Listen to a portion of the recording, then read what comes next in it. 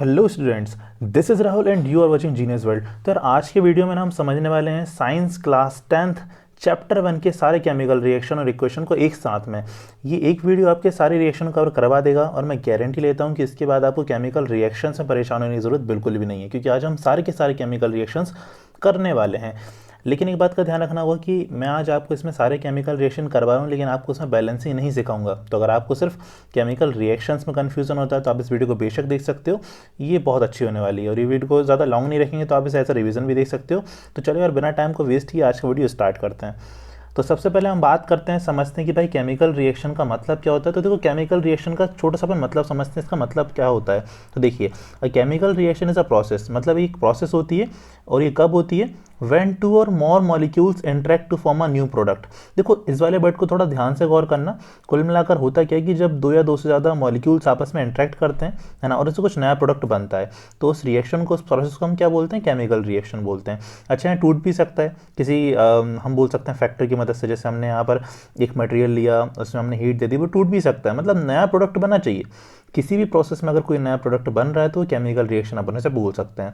इसका मतलब है कैसी प्रोसेस जिसमें कुछ नया बनेगा, है ना। जैसे मॉलिक्यूल इंटरेक्ट करेंगे तो उससे कुछ नया बन रहा है, तो हम केमिकल रिएक्शन बोलेंगे।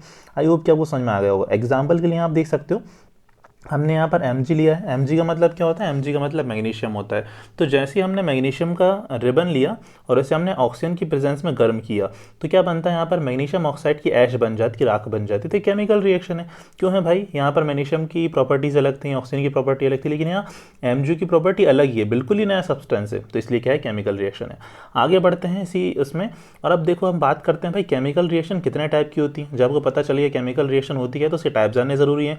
अच्छा, घबराना मत, इतने सारे टाइप देखकर आपको चक्कर ना जाए। मैं आपको सारे टाइप इतने अच्छे से पढ़ाऊंगा कि आप कभी भूलोगे नहीं इनकी रिएक्शंस को भी और इनके मतलब को भी। तो फर्स्ट ऑफ ऑल सभी के नाम देख लेते हैं। Combination reaction, decomposition reaction, displacement, double displacement, exothermic, endothermic, peptization, oxidation, reduction and redox reaction. इतनी रिएक्शन आज हम कवर करने वाले हैं। दिल थाम के बैठ जाइए, बहुत ईजी तरीके से समझेंगे, हर एक रिएक्शन समझ में आएगी। स्टार्ट करते हैं वन बाय वन। आप चाहो तो इसके स्क्रीनशॉट ले सकते हो ताकि आपको एक बार में रिवीजन हो जाए, अगर आप नाम कभी याद करना चाहो तो। चलिए आगे बढ़ते हैं। तो फर्स्ट हमारी रिएक्शन है कॉम्बिनेशन रिएक्शन। अच्छा यार देखो, ये रिएक्शन ना बच्चों को बहुत इजी लगती है ना, एक बार समझा दे कोई तो कभी नहीं भूलते हैं। उसका रीज़न ये भी कि भाई हमने एक वर्ड सुन रखा होता है, कंबाइन। कंबाइन का मतलब क्या होता है? कंबाइन का मतलब होता है जुड़ जाना। जब दो या दो से ज़्यादा चीज़ें जुड़कर एक बना लें, जैसे मान के चलो ए है और यहाँ पर उससे बी मिल गया, और क्या बन गया? यहाँ पर सी बन गया। अब देखो, ABCD मत देखना, ये सोचो कि ए और बी ने मिलकर सी बना लिया, दो ने मिलकर एक बनाया। तो जब ऐसा कुछ हो कि दो या दो से ज़्यादा मॉलिक्यूल्स मिलकर कोई एक चीज़ बनाए, तो हम क्या बोलते हैं? हम बोलते हैं combination reaction. Is that clear? बहुत शानदार। चलिए आगे पढ़ते हैं। तो रिएक्शन, अगर आप डेफिनेशन चाहो तो भाई डेफिनेशन भी देख लो, डेफिनेशन इतनी टफ भी नहीं है। Combination reaction, such a reaction in which a single product is formed, मतलब कि भाई साहब रिएक्टेंट के मिलने से सिंगल प्रोडक्ट बनेगा, ठीक है ना। फॉर्म्ड फ्रॉम टू और मोर रिएक्टेंट, मतलब जब दो या दो से ज़्यादा रिएक्टेंट कंबाइन होकर एक प्रोडक्ट बनाएंगे, उससे हम क्या बोलेंगे? Combination reaction. ऐसी रिएक्शन को हम कहेंगे। अच्छा, रिएक्शन देखिए, बड़ी प्यारी रिएक्शन दी। यहाँ पर हमारे पास CO प्रेजेंट है। CO बोले तो कैल्शियम ऑक्साइड। जो दुकान से आप चूना खरीद कर लाते हैं उसे हम क्या बोलते हैं? उसे हम कैल्शियम ऑक्साइड बोलते हैं। उसका एक नाम होता है क्विकलाइम। हिंदी में से बोलते हैं बिना बुझा चूना, जो चूना बुझाना हो, है ना। अगर आप इस बिना बुझे चूने को, मतलब कैल्शियम ऑक्साइड या फिर क्विकलाइम को वाटर के साथ रिएक्शन करवाओ, तो यहाँ पर देखो हमारे पास दो रिएक्टेंट हैं, A और B, ठीक है ना। तो कॉम्बिनेशन रिएक्शन क्या बोलती? कंबाइन हो जाएंगे। तो यहाँ पर A और B दोनों कंबाइन होगा और एक प्रोडक्ट बनाया, सिंगल प्रोडक्ट यहाँ पर बनाया। कौन सा बनाया? स्लिक्ड लाइम। कैल्शियम हाइड्रोक्साइड, मतलब कि जैसे आपने देखा होगा पहले के लोग क्या करते थे, चूने से पोते थे। आजकल तो खैर डिस्टेंबर वगैरह चल गए, तो वो लोग चूने को पानी में मिलाते थे, फिर एक चूना गोला पानी बन जाता है, उसे हम क्या बोलते हैं? स्लिक्ड लाइम बोलते हैं, मतलब कि बुझा हुआ चूना। तो ये कॉम्बिनेशन रिएक्शन का एग्जाम्पल है भाई। कॉम्बिनेशन मतलब क्या होता है? कंबाइन होना। यहाँ पर ये दोनों कंबाइन होकर नया प्रोडक्ट बना लिए, ठीक है। तो यहाँ पर देखो डायग्राम भी है जो आपको थोड़ा समझा रहा होगा कि भाई हमने पहले कैल्शियम ऑक्साइड लिया, मतलब वही CO, उसमें वाटर मिला दिया H2O, तो क्या बन गया? ये हमारा जो कॉम्बिनेशन ये कहलाएगा CaOH2, मतलब कैल्शियम हाइड्रोक्साइड, ठीक है। चलिए आगे बढ़ते हैं। आई होप कि आपको समझ में आ गया होगा। नेक्स्ट रिएक्शन देखते हैं, डिकम्पोजिशन रिएक्शन। नाउ ये भी बड़ी सिंपल होती है यार। डिकम्पोज मतलब क्या होता है? डिकम्पोज मतलब होता है टूट जाना। जैसे मान के चलो आपका फ्रेंड है, आपने से कुछ बात कह दी, वो टूट के दो हिस्से में टूट गया, एक आपका फ्रेंड और एक आपका दुश्मन, उसके दो हिस्से हो गए। इस तरह से ही डिकम्पोजिशन रिएक्शंस होती हैं। लाइक अगर डेफिनेशन देखें तो decomposition reaction are the reactions in which a chemical reactant breaks up. इसमें भैया इसका ब्रेक्स अप हो जाता है, टूट जाता है, डिकम्पोज हो जाता है। डिकम्पोज मतलब क्या होता है? टूटना। मतलब कॉम्बिनेशन रिएक्शन का जस्ट अपोजिट वहाँ 2-3 चीज़ें मिलकर एक बना रही थी, और यहाँ एक चीज़ टूट कर 2 या 3 बना लेगी, सिंपल है ना। चलिए रिएक्शन पे आते हैं। तो अगर आप CO3 लें, अब ये क्या होता है, ये लाइमस्टोन होता है ना, ये लाइमस्टोन का फॉर्मूला होता है। अगर आप कैल्शियम कार्बोनेट लें और आप इसे हीट कर दें, गर्म कर दें, तो गर्मी जो है ना अच्छे को तोड़ देती है, फिर तो ये लाइमस्टोन है ना। तो गर्मी जो है इसकी तो इसे तोड़ देगी और ये बन जाएगा कैल्शियम ऑक्साइड और CO2। कुछ याद आ रहा है, कैल्शियम ऑक्साइड अब भी हमने देखा था, बिना वजह चूना, ठीक है ना। तो ये रिएक्शन होती है भाई साहब। डिकम्पोजिशन क्यों बोल रहे हैं, क्योंकि यहाँ पर हमारा कैल्शियम कार्बोनेट CaCO3 टूट गया और क्या बन गया, CaCO3 के टूटने से बन गया हमारे 2 प्रोडक्ट, है ना। एक रिएक्टेंट ने टूट कर बनाया, टूटना मतलब डिकम्पोज होना। आगे बढ़ते हैं, तो देखिए नेक्स्ट रिएक्शन की तरफ हम बढ़ते हैं। तो नेक्स्ट रिएक्शन क्या है, डिस्प्लेसमेंट रिएक्शन। अब यार इस रिएक्शन को समझने के लिए हमें आपकी क्लासरूम की तरफ जाना पड़ेगा। आपकी क्लासरूम में क्या होता है, देखो मैं बताता हूँ क्या होता है। मान के चलो ये एक बेंच लगी हुई है, इस बेंच पर 2 स्टूडेंट बैठे हैं, ये आप और ये आपका दोस्त ठीक है। अब मान के चलो भी आप तो समझदार हो, लेकिन आपका दोस्त जो है ना बेचारा बड़ा इनोसेंट है, बड़ा सीधा साधा है। तो होता क्या है, यहाँ एक बुली लड़का आता है। बुली मतलब सभी जानते होंगे, है ना। बुली मतलब वो जिसके सर पे 2 सींग होते हैं, नहीं होते। वो आता है भाई साहब और इसे उठाकर भगा देता है और खुद आपके साथ बैठ जाता है। अब क्या होता है, अब हुआ ये भाई साहब कि बुरी लड़के ने आपके इस फ्रेंड को यहाँ से हटा दिया और खुद इसी जगह पर आकर बैठ गया। इसे ही हम डिस्प्लेसमेंट बोलते हैं। डिस्प्लेसमेंट का मतलब क्या होता है भाई साहब, प्लेस का चेंज हो जाना, प्लेस का डिस्प्लेसमेंट हो जाना। इसे हम केमिकल रिएक्शन के एग्जाम्पल से समझते हैं ज़रा, है ना। बिल्कुल ध्यान दीजिएगा। यहाँ पर ये देखो, ये आपका दोस्त है और ये आप हो, है ना। SO4 आप हो और CO आपका दोस्त है, और ये यहाँ से Fe आ गया। Fe मतलब बुली आ गया। तो बुली ने क्या किया, आपके साथ से CO को बाहर कर दिया, ठीक है, और खुद आकर SO4 के साथ लग गया। तो यहाँ पर क्या बन गया, FeSO4 बन गया। देखिए आप तो वहीं के वहीं हो, आपके साथ अब बुली आ गया, आपका बेचारा मासूम सा फ्रेंड तनहा हो गया, लोनली हो गया। तो कौन सी रिएक्शन है, ये रिएक्शन डिस्प्लेसमेंट है, जहाँ पर एक रिएक्टेंट दूसरे कंपाउंड के किसी भी एक पार्ट को डिस्प्लेस कर देता है, उसे हटा देता है। आई थिंक आपको समझ में आ गया होगा। अगर नहीं आया तो मैं आपको एक बार और समझा देता हूँ। देखिए कुछ नहीं हुआ, यहाँ से जो Fe है ना, Fe ने आकर यहाँ से CO को डिस्प्लेस कर दिया और उसकी जगह खुद ले ली, और CO कहाँ गया, CO बाहर चला गया। तो ये जो प्रोडक्ट बना ये हमारा डिस्प्लेस्ड प्रोडक्ट है। Is that clear? ओके, बहुत शानदार। चलिए आगे देखते हैं। अच्छा देखो, इसे हम एक एक्सपेरिमेंट समझते हैं, बड़ा प्यारा एक्सपेरिमेंट है।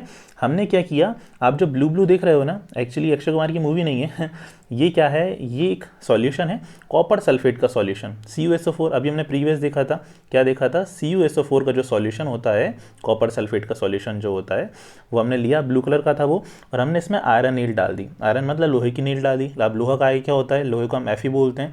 तो अब क्या हुआ, जैसे आप कॉपर सल्फेट की सॉल्यूशन में आयरन नील को डाल देते हो और कुछ समय के लिए आप छोड़ देते हो, तो यहाँ से Fe जाता है और इस नील को अलग करता है, मतलब नील में तो Fe है, तो यहाँ से CO को अलग करता है और CO बाहर हो जाता है।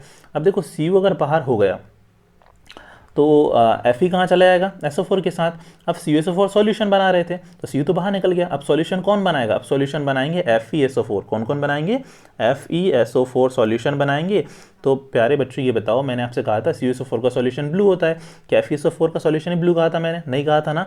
तो अब सॉल्यूशन का ब्लू कलर हट जाएगा। क्यों हट जाएगा, क्योंकि भाई साहब इसकी जगह Fe ने ले ली, और कॉपर जो भी कील पर जाकर लग जाएगा तो आयरन नील आपको कॉपर कलर की दिखने लगेंगी, है ना। तो ये होता है भाई साहब डिस्प्लेसमेंट रिएक्शन का एग्जाम्पल। आप यहाँ देख सकते हो, ये नील पर देखो कॉपर आ गया, आप यहाँ देख सकते हो, ये देखो नील पर कॉपर आ गया, और ये सॉल्यूशन कलर देखो फेड अप हो गया। फेड अप क्यों हुआ है, आयरन की वजह से, और नील पर ये कॉपर कलर क्यों दिख रहा है, कॉपर की वजह से। आई होप कि आपको डिस्प्लेसमेंट रिएक्शन बहुत अच्छे समझ में आ गई होगी।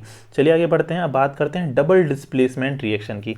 अब डबल डिस्प्लेसमेंट रिएक्शन का मतलब क्या होता है, देखिए यार अभी अपने डिस्प्लेसमेंट समझा, जब ये डिस्प्लेसमेंट 2 जगह से हो तो उसे हम क्या बोलेंगे, डबल डिस्प्लेसमेंट बोलेंगे।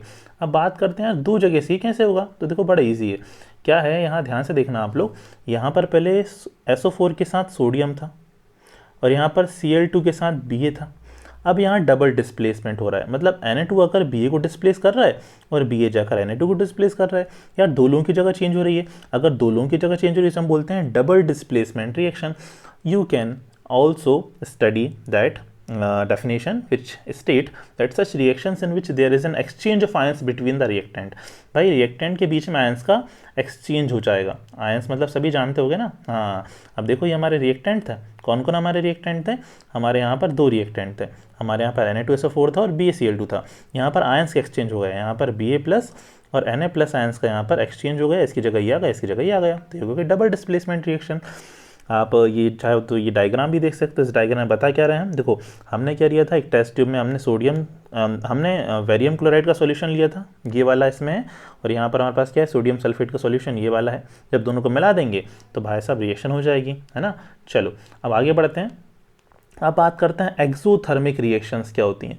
नाउ ये बड़ी प्यारी रिएक्शन है भाई साहब, बहुत इंपॉर्टेंट है किसी भी एग्जाम के पॉइंट ऑफ व्यू से, तो चलो फटाफट पढ़ लेते हैं भाई क्या होता है एक्सोथर्मिक रिएक्शन।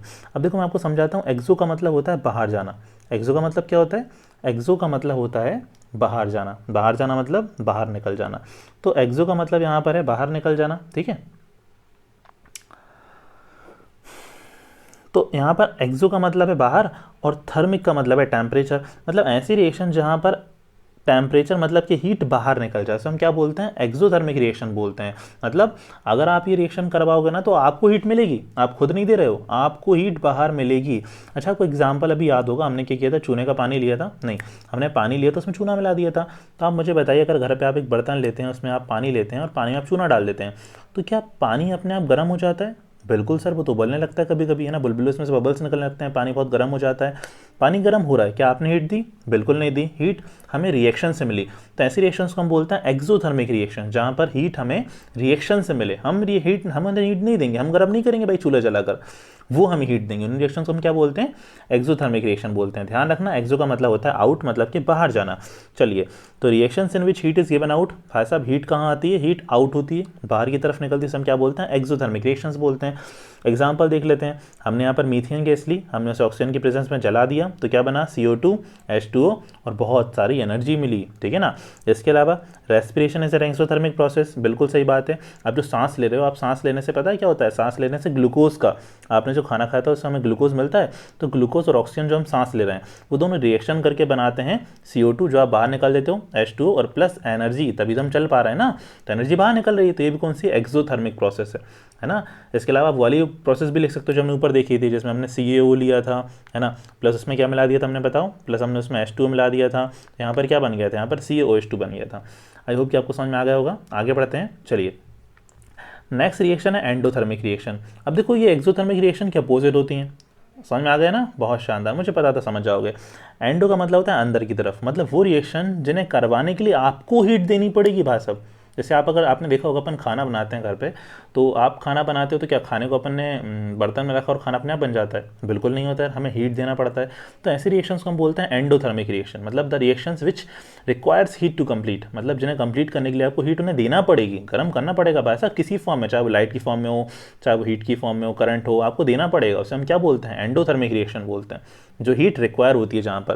देखो लिखा भी है, reactions in which energy is absorbed, absorb मतलब क्या होता है, सोख लेना, एनर्जी को ले लेते हैं, इसे हम क्या बोलते हैं, एंडोथर्मिक रिएक्शंस बोलते हैं। रिएक्शन के एग्जांपल देखिए, यहाँ पर हमने AgCl लिया, AgCl मतलब सभी जानते हैं ना, सिल्वर क्लोराइड। अगर हम सिल्वर क्लोराइड को दिए, देखो एग्जांपल आपको दिया भी, हमने चाइना डिश ली, उसमें हमने सिल्वर क्लोराइड रख दिया और यहाँ से सनलाइट आ रही है। अब सनलाइट में भाई साहब हीट होती है ना, तो इस रिएक्शन को होने के लिए हम हीट दे रहे हैं, तो क्या होगा, अगर आप AgCl में सनलाइट डालोगे भाई साहब, तो सिल्वर अलग हो जाएगी और क्लोरीन गैस यहाँ से दफ़ा हो जाएगी, मतलब बाहर निकल जाएगी। एंडोथर्मिक रिएक्शन समझ में आ गई ना। अच्छा आप इसमें वाला एग्जांपल भी लिख सकते हो, कौन सा, फोटोसिंथेसिस का। आप इसमें फोटोसिंथेसिस का एग्जांपल भी लिख सकते हो, उसका रीज़न क्या है, फोटोसिंथेसिस करवाने के लिए सनलाइट चाहिए, चाहिए ना, वेरी गुड। तो फोटोसिंथेसिस और ये वाली रिएक्शन दोनों एंडोथर्मिक रिएक्शन के एग्जांपल हो जाएंगे। आगे बढ़ते हैं। अब नेक्स्ट रिएक्शन आती है प्रेसिपिटेशन रिएक्शन। आपको याद होगा हमने डबल डिस्प्लेसमेंट रिएक्शन यहाँ पढ़ी थी अभी, याद है ना, वेरी गुड। तो हमने जैसे ही Na2SO4 को और BaCl2 को मिलाया था, तो यहाँ पर भाई साहब प्रेसिपिटेट बना था। जो BaSO4 है ना, वो यहाँ पर क्या बना था, प्रेसिपिटेट। अब प्रेसिपिटेट का मतलब क्या होता है, प्रेसिपिटेट का मतलब ये होता है, मान के चलो ऊपर कुछ निकल के आ जाए या फिर नीचे कुछ बैठ जाए जो कि इनसॉल्युबल हो, है ना, इनसॉल्युबल सब्सटेंस बन जाए, उससे हम क्या बोलते हैं, प्रेसिपिटेट बोलते हैं। जैसे मान के चलो आपने दो चीज़ों को मिलाया, अब कुछ ऊपर पपड़ी बनकर आ गया, ये कुछ नीचे भारी बनकर बैठ गया, उसे हम क्या बोलेंगे प्रेसिपिटेट। तो ऐसी रिएक्शन जिनमें प्रेसिपिटेट फॉर्म हो, देखो any reaction that produce a precipitate, ऐसी रिएक्शन जिनमें प्रेसिपिटेट बने उन्हें हम क्या बोलते हैं, प्रेसिपिटेशन रिएक्शन बोलते हैं। तो आप सेम रिएक्शन को यहाँ पे अप्लाई कर सकते हो, ठीक है, इज दैट क्लियर, ओके। तो हम आगे बढ़ते हैं, चलिए। नेक्स्ट रिएक्शन हमारी कौन सी होती है, नेक्स्ट रिएक्शन हमारी आती है ऑक्सीडेशन रिएक्शन। चलिए तो देखते हैं हम क्या होता है ऑक्सीडेशन रिएक्शन में।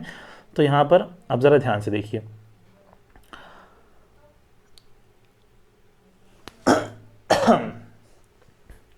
तो ऑक्सीडेशन रिएक्शन कौन सी होती हैं ज़रा समझते हैं। तो ऑक्सीडेशन रिएक्शन वो होती हैं जहाँ पर भाई साहब गेन ऑफ ऑक्सीजन हो, मतलब ऑक्सीजन किसी भी चीज़ के साथ जुड़ रहा हो, या फिर कोई भी इलेक्ट्रोनेगेटिव एलिमेंट वहाँ पर जुड़ रहा हो, मतलब या तो ऑक्सीजन गेन हो रहा हो या फिर कोई भी इलेक्ट्रोनेगेटिव एलिमेंट। अब इलेक्ट्रोनेगेटिव एलिमेंट क्या होते हैं भाई साहब? इलेक्ट्रोनेगेटिव एलिमेंट वो होते हैं जिनका अपन बोल सकते हैं कि जो इलेक्ट्रॉन को अपनी तरफ खींच सकते हैं, है ना।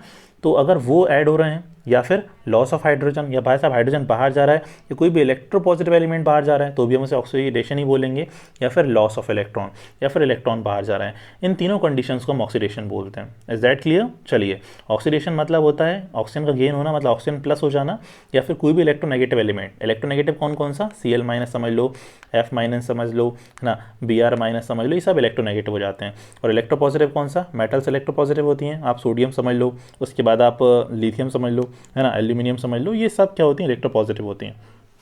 तो अब इस रिएक्शन को समझते हैं हम। अब यहाँ से हम बोल रहे हैं गेन ऑफ ऑक्सीजन, तो अब ध्यान से देखिएगा ज़रा, यहाँ पर CH4 था, क्या आपको इसमें ऑक्सीजन दिख रहा है क्या? बिल्कुल नहीं दिख रहा। लेकिन अब CH4 से यहाँ पर कार्बन बन गया, अब कार्बन में ऑक्सीजन आ गया, मतलब कार्बन को ऑक्सीजन का गेन हुआ है, मतलब यहाँ पर CH4 का ऑक्सीडेशन हुआ है। इज दैट क्लियर और नॉट? बात समझ गए ना भाई? Gain of oxygen is called oxidation. यहाँ पर कार्बन के पास ऑक्सीजन आ गया इसलिए इसका ऑक्सीडेशन हो गया, CH4 का यहाँ पर ऑक्सीडेशन हुआ है। अच्छा, ये तो फर्स्ट डेफिनेशन के हिसाब से हो गया।